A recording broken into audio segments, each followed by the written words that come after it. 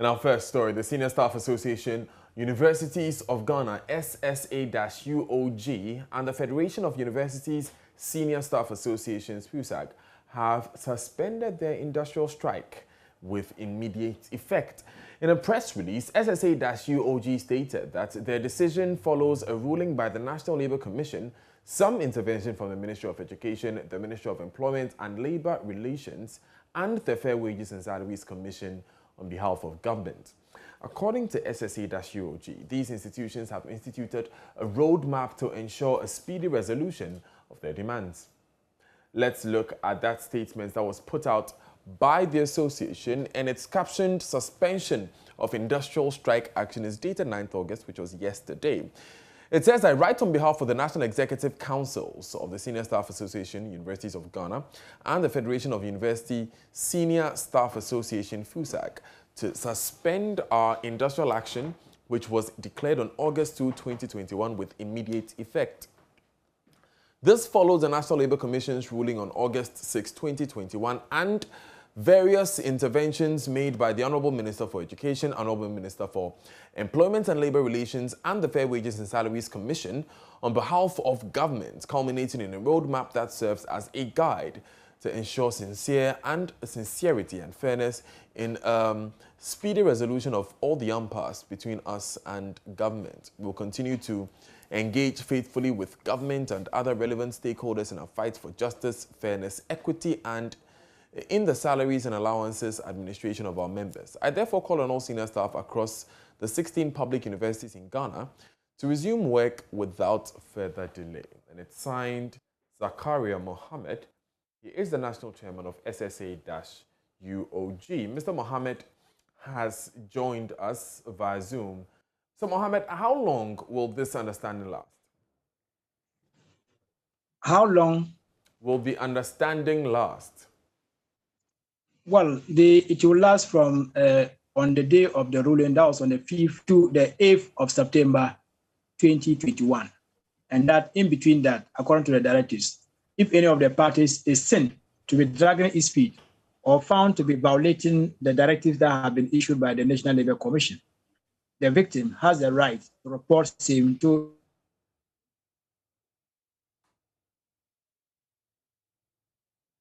Right, Zakaria Mohammed there, stating that this particular understanding lasts till the 8th of September. Now, what we want to get the understanding is whether or not they will go back on strike if indeed their concerns are not met by the 8th of September, or they will go to the National Labour Commission, or indeed they will simply go to court on their own. So that's what we want to understand from Zakaria Mohammed. We'll get those details from him when he rejoins us via Zoom. You're live on News Desk with me, Daniel Dazi. Let's get back on the Zoom connection and speak with Zakaria Mohammed. Now, Mr. Mohammed, you were explaining to us that because you are in arbitration with at the National Labour Commission, you are staying this strike action until the 8th of September. Now, my question is, in between this time, if your concerns are not met, will you go back on strike? Yes, there were two options that there will be two options that will be available to us for use. One, that if the demands are not met, we have every right, according to the directives, to report the matter to the National Labour Commission, and a punitive action will be taken against the party involved. Because we have reminded them of the 28th January ruling that directed government of Ghana to use 3 months to address the concerns. The directives government of Ghana violated. And we had indicated to the commission that no new punitive action was taken against government, a development that the Senior Staff Association weren't happy about, and also pointed out to the commission a number of things. So the options that are left for us, if our demands are not met, is to resume a strike. That's why the strike has been suspended and not call off, or to go back in between the negotiation when we feel that the other party, government, is not doing the needful. We go back to the commission report and expect the commission to do the needful, because it is based on their own ruling. Now, if any of the parties feel very dissatisfied, you are at liberty to come to the commission and make a complaint. And if that complaint is investigated and found to be true,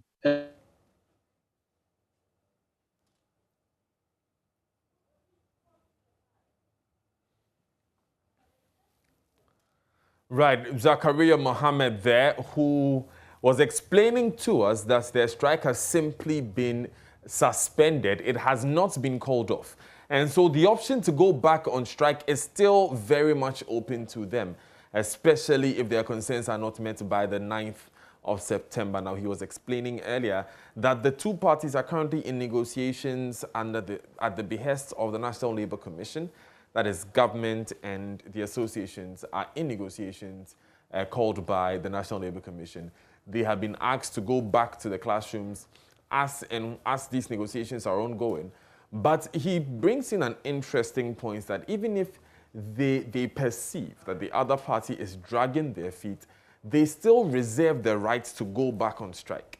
And this is when they are seen to be simply dragging their feet. I want to get a full understanding of whether or not what dragging their feet means and what exactly will satisfy them as these negotiations are ongoing. Yes, Mr. Mohammed, quickly, I just want to get clarity on this. Does it mean that you'll go back on strike on the 9th of September if your conditions are not met?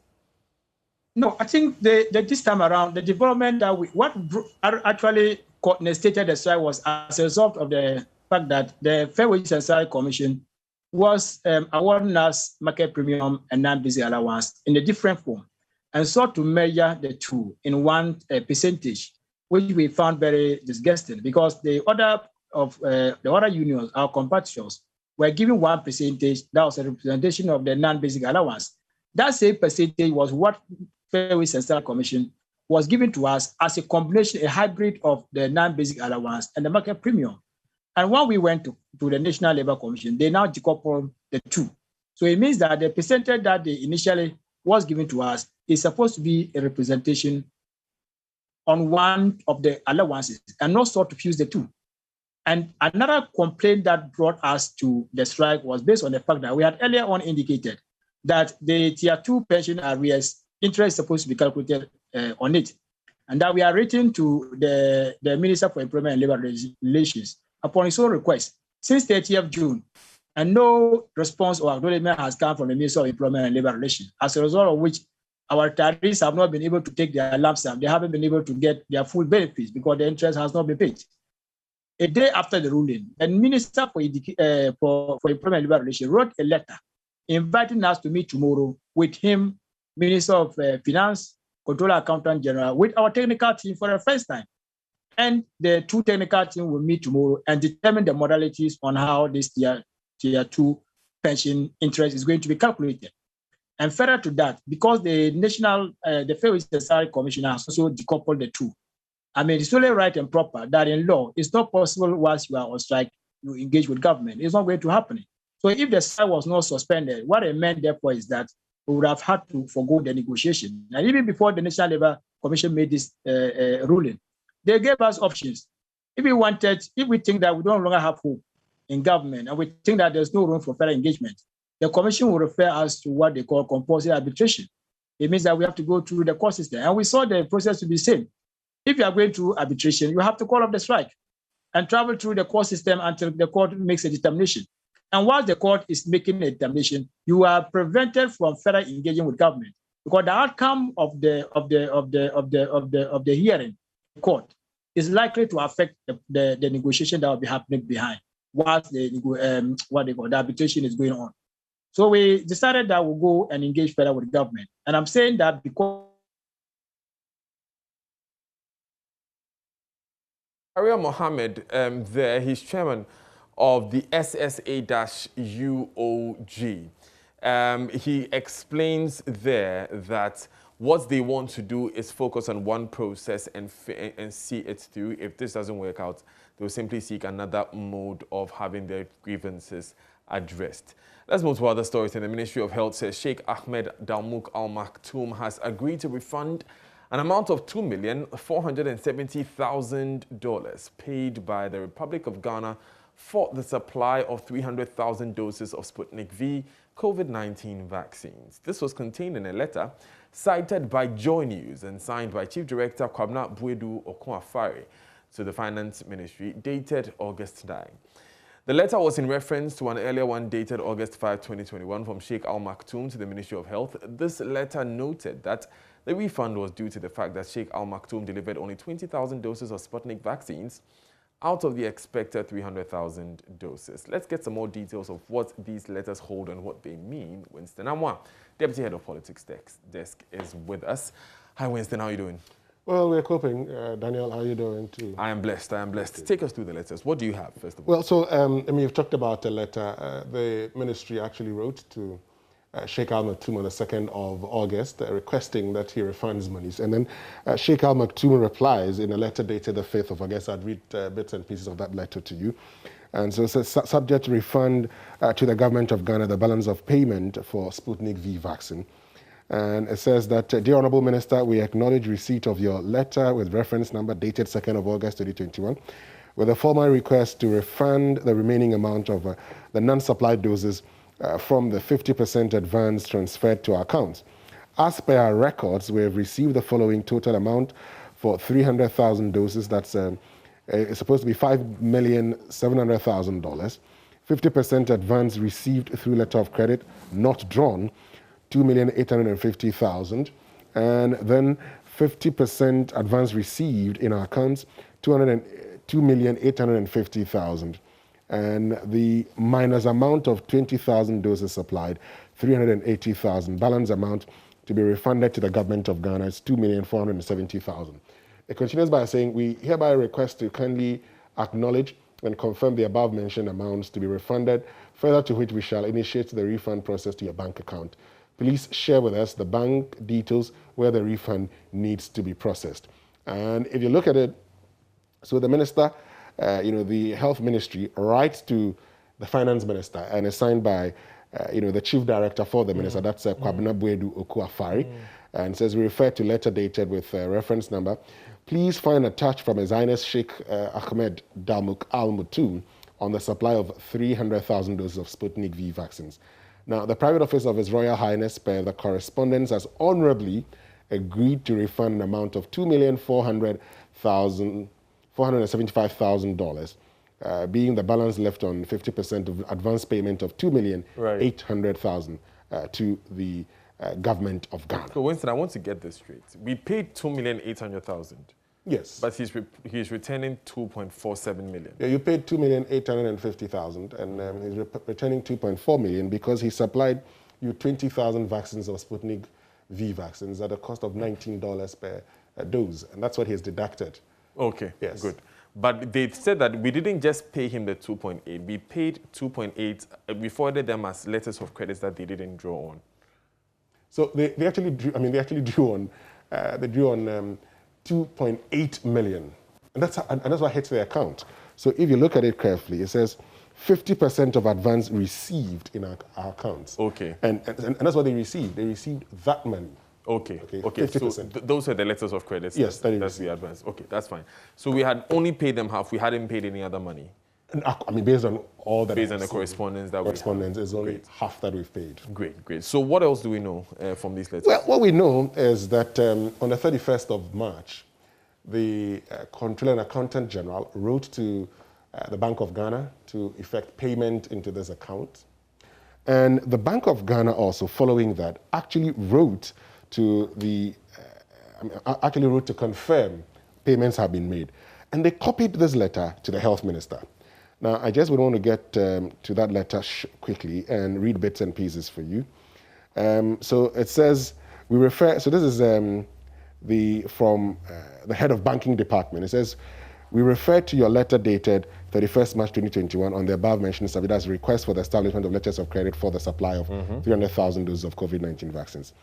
We hereby advise that we have established a letter of credit valued at $2,850,000 in favor of the private office of Sheikh Ahmed Al Maktoum on 1st April through Ghana International Bank. The reference number is stated here. Please find attached the copy of the LC document. Copied, the Honorable Minister of Finance, the Honorable Minister of Health, is dated the 6th of August. And if you look at the letter sent by the Comptroller and Accountant General to the Director, Banking Department, Bank of Ghana, says, you are hereby requested to establish irrevocable letters of credit in sum of $2,850,000 on behalf of the Ministry of Health, applicant in favor of Ahmed bin Damouk Al Moutoum for the supply of these vaccines. Can you nominate the designated account below to establish the letter of credit? And it is stated here. So, okay. So that's... So this letter tells us that the payments had been made as at that time. Yes, the payment was made by 9th of April. Payments had been made. And in all these interactions, you can see that the health minister is copied in there. And his account, I mean, the health ministry's account is debited at the Bank of Ghana. You know, the Bank of Ghana funds for all of these ministries. So, so far as you can see, the health ministry, throughout the transaction, should know, or was copied, let me put it this way, was copied. So he should have known, because he was copied in all of these transactions. So he was copied so that he'll be made aware. Well, exactly. When you're copied, it means this transaction is happening, and we believe that you should know. Also, because the Comptroller and Accountant General talks about the request being made by the applicant, the Ministry of Health. Interesting, interesting. Winston, thank you very much for bringing us those updates. Let's move to other stories. And from today, you could face arrest and possible fine or prosecution if you fail to observe the COVID-19 protocols here in Accra. The region has emerged as a major hotspot as a third wave of infections, fueled by the deadly Delta variant spreads across the country. Let's take a look at Ghana statistics as of Monday night. Okay, so this is the situation update you have on your screens. Total number of confirmed cases since COVID began, 108,226. Number of recovered and discharged cases, 100,383. Active cases is what you want to look at, 6,969. We are speeding towards 7,000. 874 deaths. Now, this part is most worrying because the number of severe and critical cases reported are never high. We have 87 severe cases now, 36 critical cases now, but we do have a number of people crossing over to death quite quickly. For instance, we know that we saw 30 deaths in some 7 days last month. And so it's still a lot to worry about. Now, let's look at vaccinations. 1.271 million total vaccine doses administered. That's 1,271,393 total vaccine doses administered. First dose only, those who only have first doses, 865,422. Now, fully vaccinated persons with first and second doses is 405,971. This is just above 1% of our population. Now, in the figures you just saw, Greater Accra has the highest infection rate, followed by the Ashanti region. Now, to ensure adherence to the COVID-19 protocols in Greater Accra, the Regional Security Council, the Regional Public Health Emergency Management Committee, in collaboration with the Regional Police Command and the Regional Health Directorate of the Ghana Health Service, have directed that, and here is what they have directed. A, there should be mandatory adherence to all COVID-19 safety protocols at all events, at all times, in any public place and space in the region. Also, all security councils in the various assemblies should embark on routine checks at public places, i.e. schools, lorry stations, markets, especially in trotros, to ensure that there is strict compliance.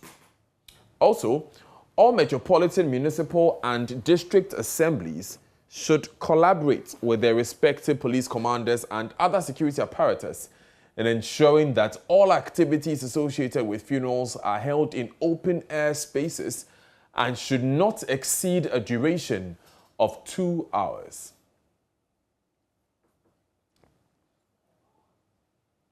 Now, all metropolitan, municipal, and district assemblies should, with immediate effect, reactivate their district's public health emergency management committees in the fight against the pandemic, and all metropolitan, municipal, and district assemblies should, as a matter of urgency, start their sensitization programs on COVID-19 and its safety protocols as a wake-up call for all.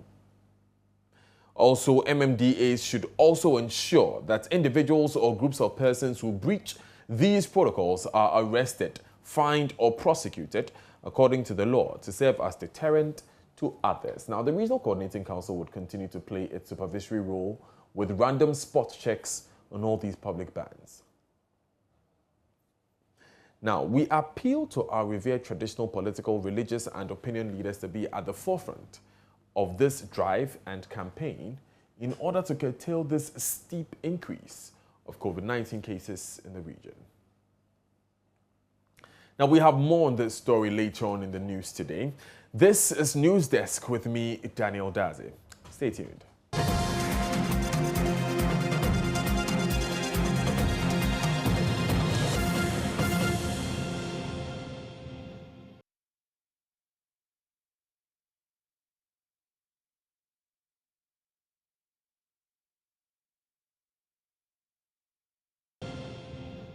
You're welcome back to Joy News Desk. Now, 9 lives and property worth over 15 million cedis have been lost to fires in the Ashanti region in the first half of the year. This is despite a 20.4% decrease in total fire incidents recorded within the same period last year. The fire service is, however, resolved in further reducing fire incidents to protect lives and property. Nana Ojima has more in this report. The Ashanti region recorded a drastic reduction in bush burning from 222 to 44 in the period under review. Fires in vehicles and institutions also recorded a marginal decrease. Domestic fires in the first half of this year, however, increased to 270 from last year's figure of 246. PRO for the service in the Ashanti region, DO3, Desmond Aka, explains the firefighting procedure in delivering on its mandate.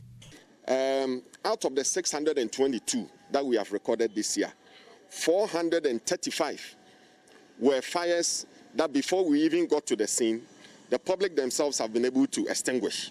And that is a plus on our side, that even the effort that we have been putting in terms of reaching them with the message according to the fire safety is going down well. Just that some few recalcitrants are not adhering. That is why we are having these challenges, especially in our domestic setting.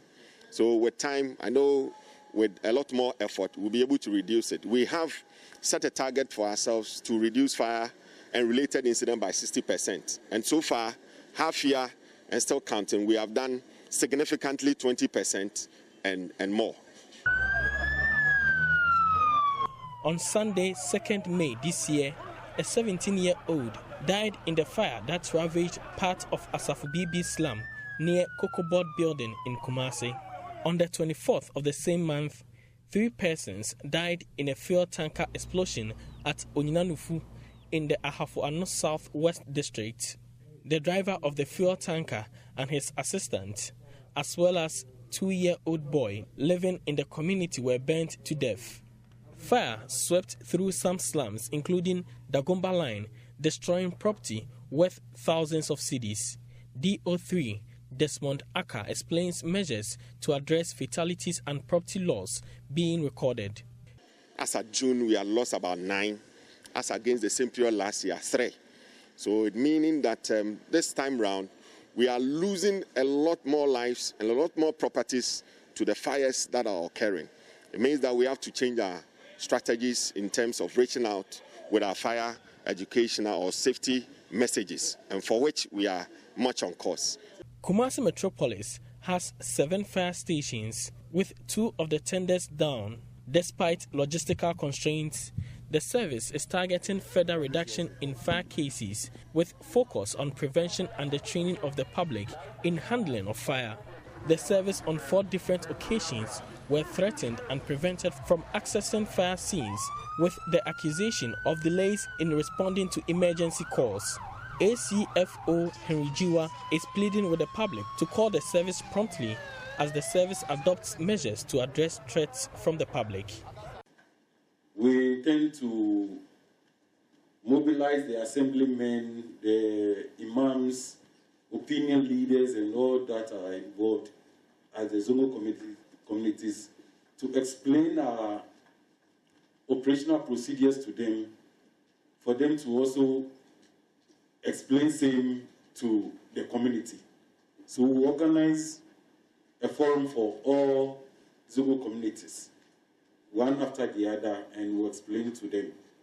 We also intend organizing a fire train and organize fire warden within those communities, so they can even start fighting the fires before we even get there.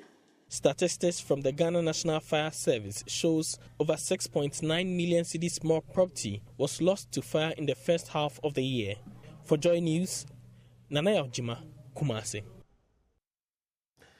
Live on Joy News Desk. Now, the Ashanti Regional Police Command has renewed enforcement of road traffic regulations to deal with increasing road accidents in the region.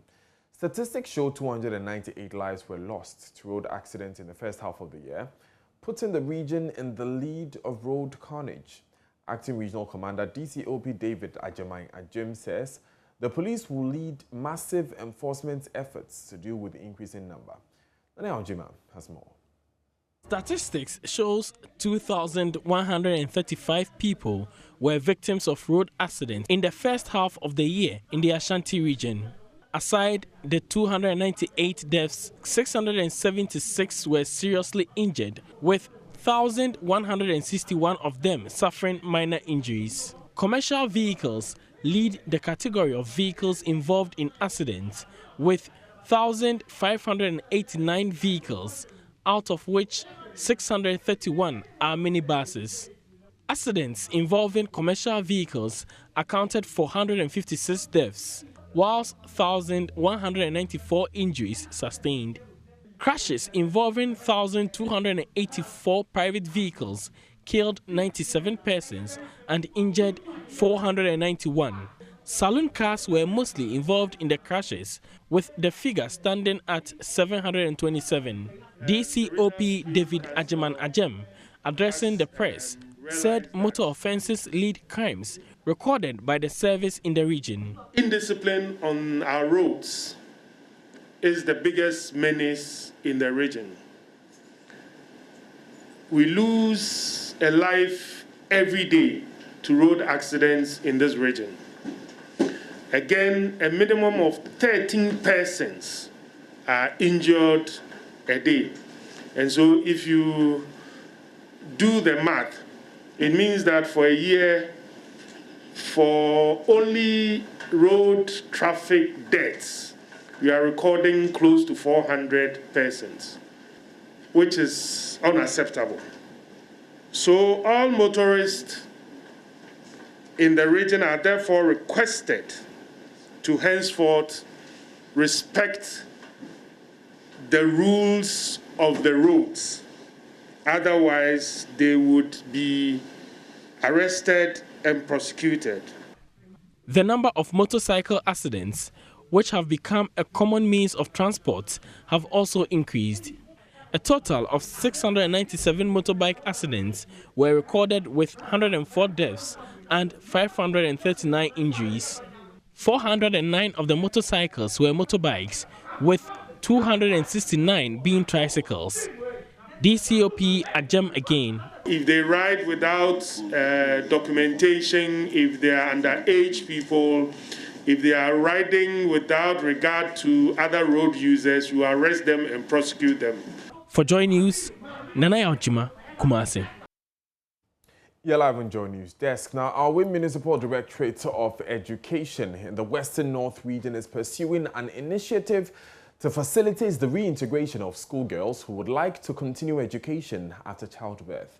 The Municipal Director of Education, Mr. Sebastian Atrama Diao, has therefore encouraged girls who got pregnant while in school to return after childbirth in order not to cut short their goals and aspirations. To hand over a renovated 3-unit classroom block at Kangaboy, a mining community in the Alwyn municipality. Mahmoud Mohammed Nuruddin reports. Kangaboy Basic School was established in 1987 as a community day school. In 1995, the school was absorbed by the government. It currently has 176 students and 9 teachers. The renovation of the 3-unit classroom block was undertaken by Cape Coast Resources. The company provided monodecks for classrooms, fully furnished staff common room, lavatory, and extended electricity to the facility. We are committed to sustainable practices throughout each facet of the business, and we understand that a strong dedication to the environment, good governance, and community relations not only add value to our stakeholders, but it also provides the opportunity to make a lasting impact and achieve sustainable growth. The good things that the management. When Municipal Director of Education highlighted some issues contributing to teenage pregnancy in the area. The Galamsey is a threat to the girls in our community, but with the support of education, then the National Commission for Civic Education, the Information Service in our wing, we have been going around to talk to the children, and we are also educating the Galamsey boys not to use our school girls. They should allow them to go to school, because after when the Galamsey is over, they dump these girls and they become social burden in our community. So we have been talking to them. MCE, Education Director, have been moving around to talk to them so that at least they will not make use of the school girls, but rather allow them to go to school. Mr. Sebastian encouraged them to return to school after childbirth. When we come to enrollment, there are a lot of children here, but they have not been attending school. And one can just imagine, after the COVID-19, there was a program, back to school campaign. So we have entreated those girls who became pregnant and they have delivered to come back to school so that at least they will come and learn something about education. So we are encouraging the parents and entreating them that those children in their communities, they should try to bring them to school. The principal of Enchi College of Education, Dr. Philip Nta, announced the college will adopt Kangaboy Basic School for its teaching practice. My part and what I can do to support teaching and learning and to improve educational delivery is to initiate one of our plans. I did hint to you that day, and I'm happy the Municipal Director of Education is also present. My college will adopt this school as a laboratory to ensure that the development that has taken place here will have a demonstrable learning outcomes. A report by Mohammed Nuruddin. You're live on Joy News Desk. Now, the Ghana Police Service has vowed to clamp down on all forms of crime in the country. This comes after 3 suspected armed robbers were killed after they allegedly engaged police in a gunfight on Monday morning on the busy Accra-Medina Road. Speaking in an interview with Joy News' Acting Director General of the Ghana Police Service, ACP Kwesi Fori, stated that police is determined to create a safe environment for all persons in the country. Maxwell Agbagba has more. According to eyewitnesses, the 2 suspected armed men were sitting here waiting to be picked up by their colleagues. We are told that unknown to them, a plainclothes policeman was also here with them. Just when their colleague pulled up in a Toyota Corolla vehicle to pick them up from this bus stop, the plainclothes police officer, we are told, got up and they realized that he had a gun on him. We're told that a man who had a gun on them tried shooting the plainclothes police officer, but he was fast and shot them first. The first suspected armed robber, we are told, fell down here. His blood still splattered on the pavement covered with sand. The second armed man, we are told, tried escaping from the scene, but he was also shot by the plainclothes police officer. The eyewitnesses tell us that the third person also tried bolting from the scene, but he was also shot. We can now hear from some of the eyewitnesses. 2 robbers were sitting here. One was over here and one was here. And there was one CID man sitting in between them. Yeah. But they didn't know he was a CID man. They didn't know. So they were waiting for a car. I think it was one of their colleagues who was coming to pick them up. Yeah. When the car came, there was gun inside. Okay. So when the car came, the guy stood up going to where the car is. So the CID man too also stood up. they realized that the guy is a CID man having a pistol on him. Yeah. So they decided to pull a gun, and he also looked very smart and quick, and he shot them. Okay. I mean, before the other CID guys too came and rushed the other 2 guys and shot them. Okay. So they killed 3 guys. The robber tried pulling a gun to shoot him because he realized that this man is a CID man. Okay. So he shot him here. If you can see the blood here, he shot him here. He died right here. Yeah, he died right here. Okay. So the second guy was running away.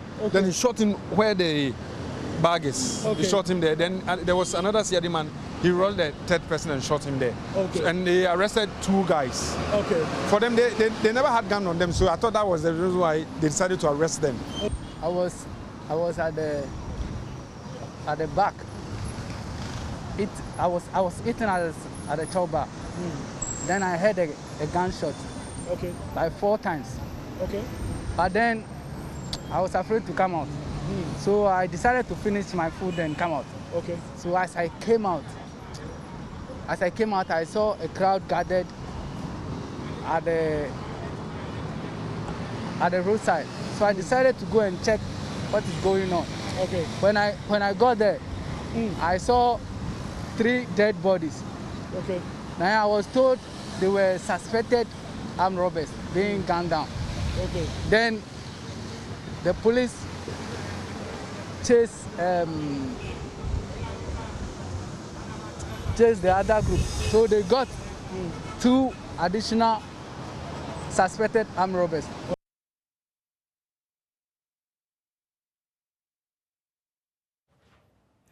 And it's now time for business with Daryl Kwao. Stay with us.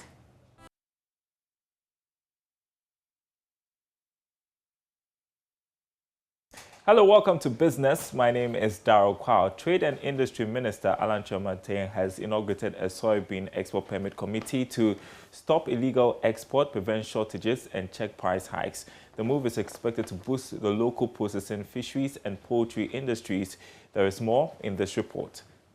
Data indicates that there has been a tremendous increase in the export of soybean from the country, and the competition for the crop as an export product has resulted in illegal export of the commodity. Mr. Kyerematen said government's commitment to growing industry and other sectors culminated in the establishment of the committee to address the challenge. Ghana is promoting a double-track industrial strategy, which is promoting competitive import substitution, but at the same time also promoting the development of exports. Imports and exports are 2 sides of the same coin. Both are important for our economy. But it is also critical that we do not restrict and constrain the development of industry. Agric Minister Dr. Owusu Efiri-Akoto also said the move is timely and necessary to protect the agriculture sector. People are, without permits, exporting the quantities that we are producing, to the extent that poultry farmers are complaining they are not getting the product for their feed, for their industry. Processors are also complaining that they are not getting enough soya beans to process. So then it means that we need to regulate the market. And what we have done is to go to Cabinet and to go to Parliament to get this legislation in place, which says that anybody who wants to export soya beans out of Ghana should come to this committee to get a permit before you can export. The Export Permit Committee comprises of 1 representative from the Trade Ministry, the Agric Ministry, the Ghana Export Promotion Authority, the Customs Division of the Ghana Revenue Authority, Food and Drugs Authority, Poultry Farmers Association, and the soya bean producers.